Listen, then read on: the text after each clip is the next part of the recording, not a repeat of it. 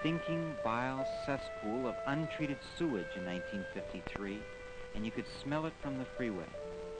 As a child, I'd peek over the car window and sneak a look out at the stagnant bay and rotting wood. When I look back, the smell was unbearable, and I still remember it. Later, the city of San Francisco had changed. I was still driving on the freeway along the Mudflat, but over the years, the land had changed. The Mudflat was different. It was now an art gallery, and I could see strange wooden figures as I drove to work. They passed quickly, and there was never any time to know who built them or why. The road to San Francisco had become a drive-through art gallery. Thousands of motorists fled every day, but it was the era of the automobile stopped only for traffic. There were giraffes, wooden ships, and kangaroos along the freeway each morning. People came from all over to build Chinese dragons, elephants, fish, and totem poles. But you never saw anyone building these huge, mysterious sculptures. I was drawn to the Mudflat. Some said the place was magic, sacred. Like Easter Island, these sculptures were artifacts of our culture. Only they were temporary, disposable, changing daily. The Mudflat was in a time warp, and this was a stage where people could play out their temporary dreams. Daring defiance of death! It was a carnival, and inside every sculpture there was a story. Each figure was an echo of a youthful memory, fantasy.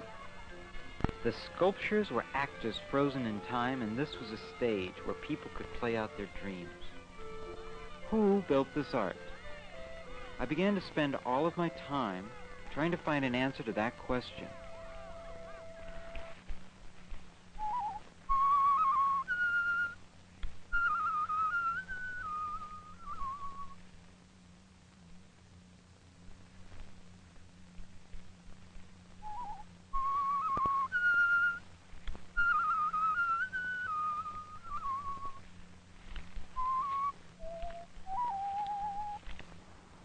Maybe the first question is, what is a salt marsh?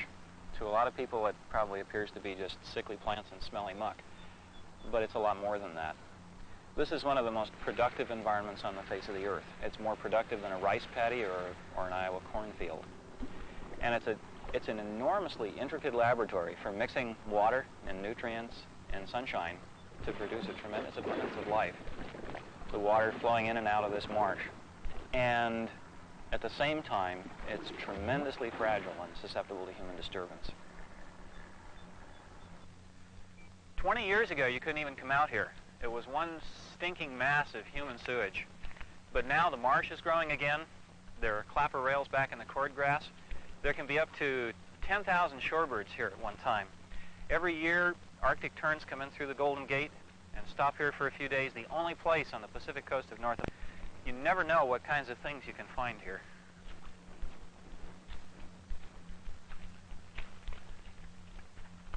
This whole area around San Francisco Bay and up into the Delta and in the Central Valleys was very likely the richest place on the entire face of the earth after the end of the Pleistocene.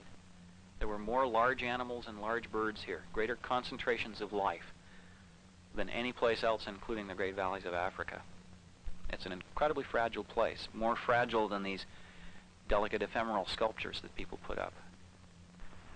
The remarkable thing is, here we are in San Francisco Bay, in the middle of one of the largest urban and industrial areas in the United States. We're surrounded by freeway, and if you can just turn your back on it for a moment, there's all of this abundance and activity going on. For me, it's a very powerful affirmation of life.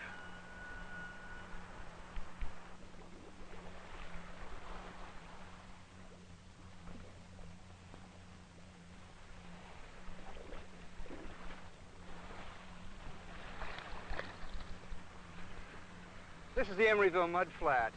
Good place to find clams. I use the driftwood here to make sculpture. This driftwood's been coming in here for hundreds of years. I understand that some of the stuff is teak wood. They used to use it for pallets, stuff that had come in from the Orient. And there's also all kinds of styrofoam floats from boats that get wrecked. And as you can see, there's the bottles and tires.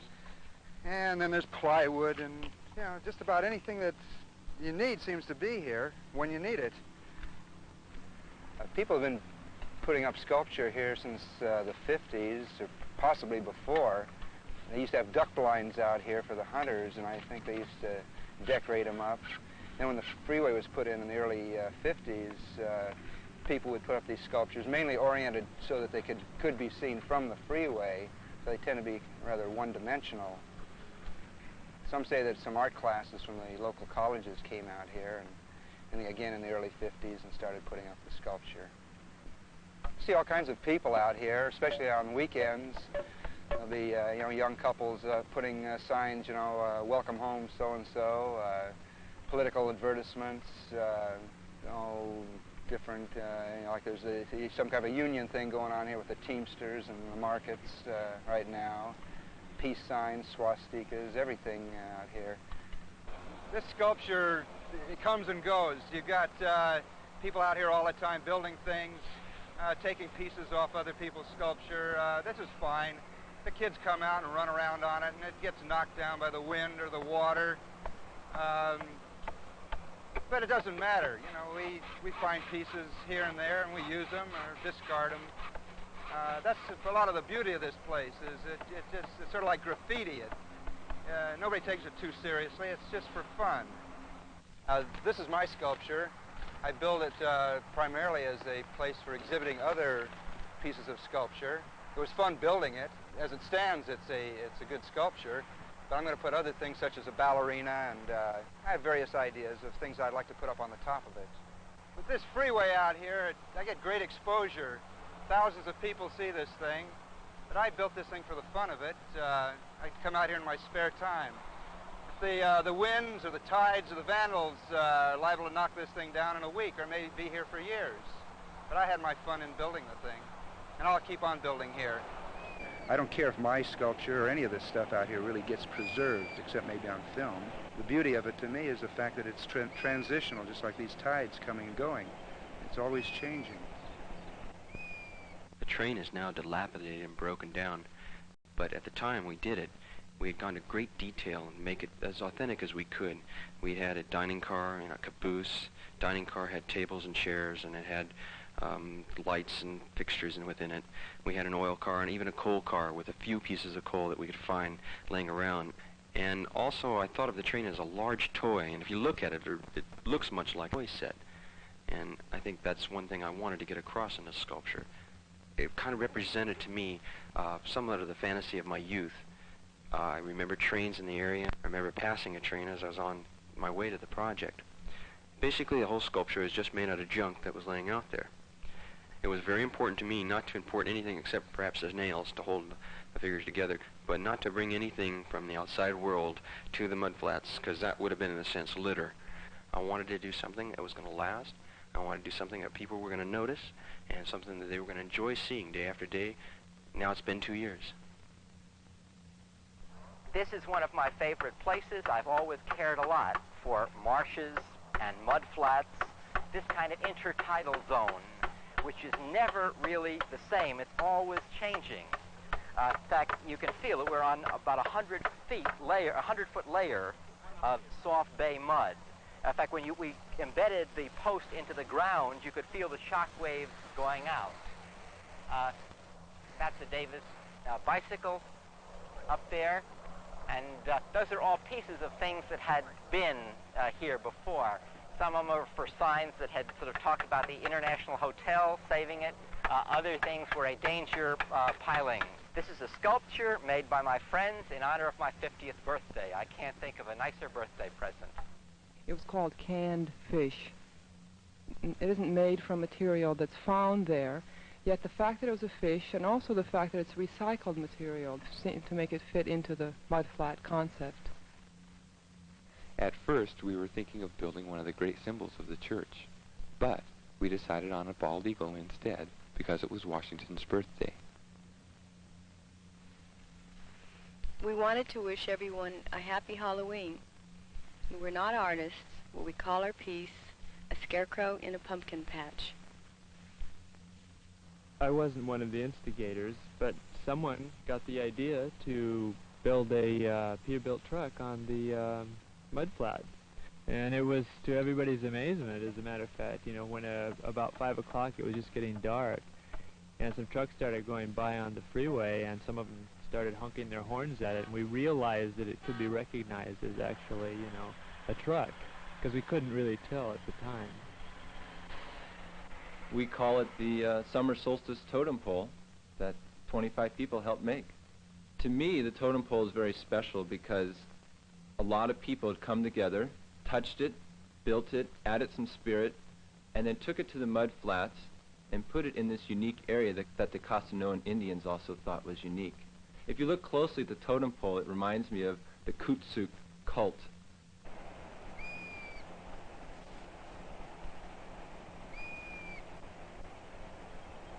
A long time before this was a sculptural park, this was an important Indian site. About 3,000 years ago, this was the center of activity for Costanoan Indians, and one of the largest Indian shell mounds in California was situated about 300 yards from here. The Indians were no doubt attracted to the area by the abundant shells, the birds, and the fish that were here. These are some artifacts excavated from the Shellmound in 1924, and the first of these is a bone whistle with one hole which may have been used in a dance pavilion or sweat house on top of the mound.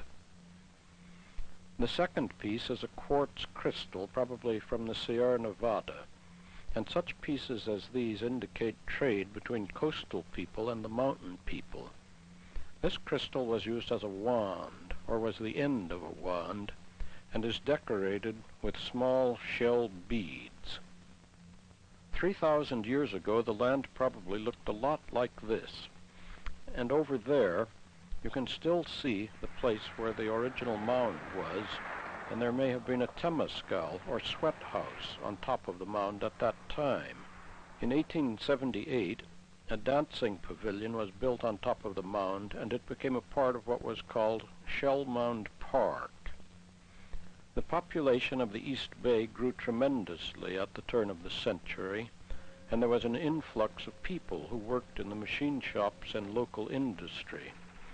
After the First World War, industry grew along the San Francisco Bay, and in the 1920s the automobile became a more common means of transportation.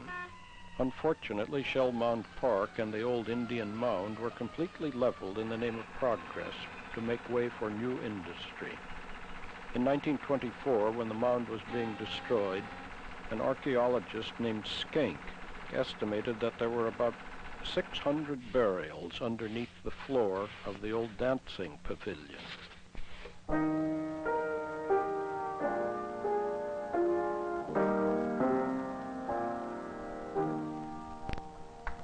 This piano came from the home of Joseph Emery, the founder of Emeryville. My name is Madeline C.B. Thompson. My grandfather, Captain Ludwig C.B., founded Shellmound Park, an organizational picnic grounds, in 1878. I grew up there until 1924, when the land was sold for industrial purposes. I would like to show you some pictures of my family and of the park. This picture is a very important picture. It was taken in 1907, right after the earthquake and fire. My grandfather and father invited refugees from San Francisco to stay in the huge dance pavilion and also in tents outside. The picture shows my grandfather, my father, and some of the employees, and also Temescal Creek, which ran through the park. Shellmound Park was an organizational picnic grounds, and for the Midsummer Day and the Swiss Relief and the German Day in October were those that drew the largest crowds. The Swedish organization had a Midsummer Day annually, and at that time they erected a huge maypole which was very beautiful with streamers and flowers. The first picnic was always the first Sunday in March, because there used to be a big worry, was it going to rain then? And that made quite a difference as to how many people came. There was always worrying about the weather. And the picnic season extended to the first Sunday in October. And then after that, why, the shooting season began. I also remember that in 1923, a film director named Erich von Stroheim used the merry-go-round in his film Greed. When I look back at the Maypole, the dance pavilion, and the picnics at Shellmound Park, those were some of the happiest days of my life.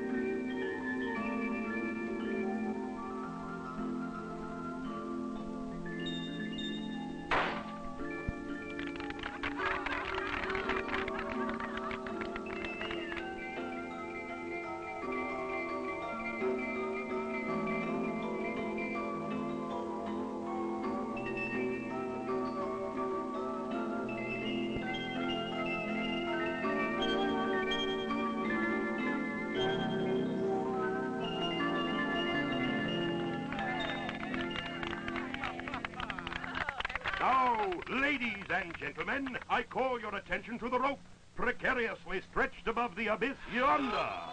A death-defying, daring act of courage will now be performed by the great, the fearless Cliff Spenger. All right,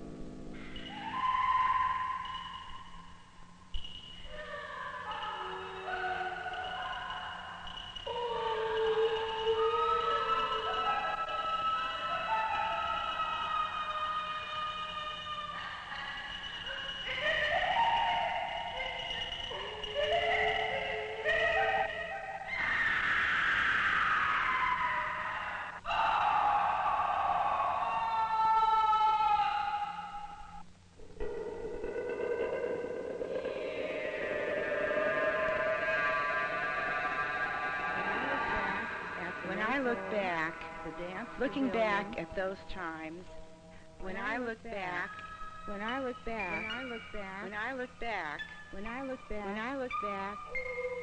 This was probably the richest place on the face of the earth after the end of the Pleistocene. Hundreds of thousands of tule elk here and in the Delta and in the Central Valley, the center of abundance for grizzly bear, tremendous numbers of pronghorn antelope, vast numbers of waterfowl coming down and wintering here. It would fill the sky for hours as they flew by.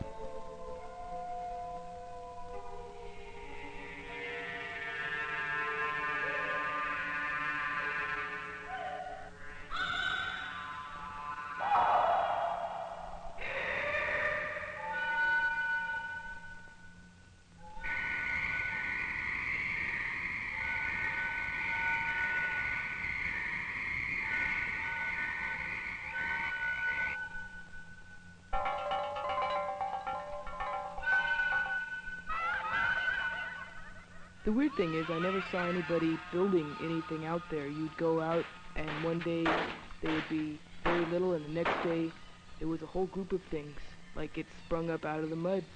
I never knew where it came from or who did it. It made me curious. We worked most of the day on what was to be the RKO Tower from the Rocky Horror Picture Show. It lasted about 5 seconds and we gave up.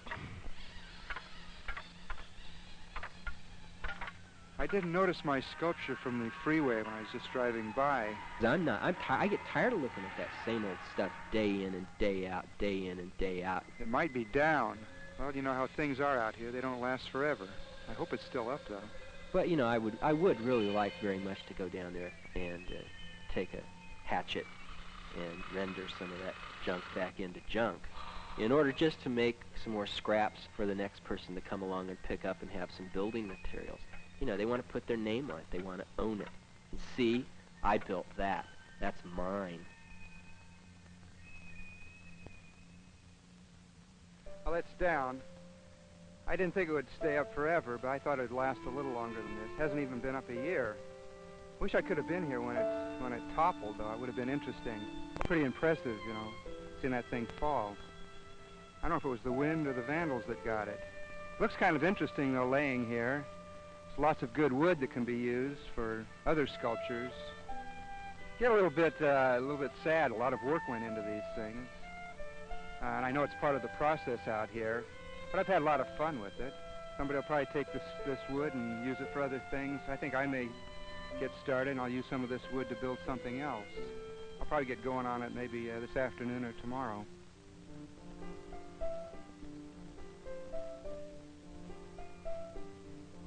The nature of the mudflat was contradiction and change.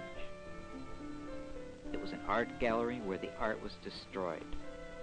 It was a wildlife sanctuary where they killed ducks. Building and destruction, these activities went on side by side. It had always been that way. An entire civilization had thrived and vanished on this spot without a trace. An American era had come and gone. So what was the driftwood art? It was a monument to change. It reflected the nature of the land. It was on the delicate, changing edge of the earth. The beauty of it was that it was transitional. Just like the tides coming and going. It was always changing, and it was preserved for a while on film.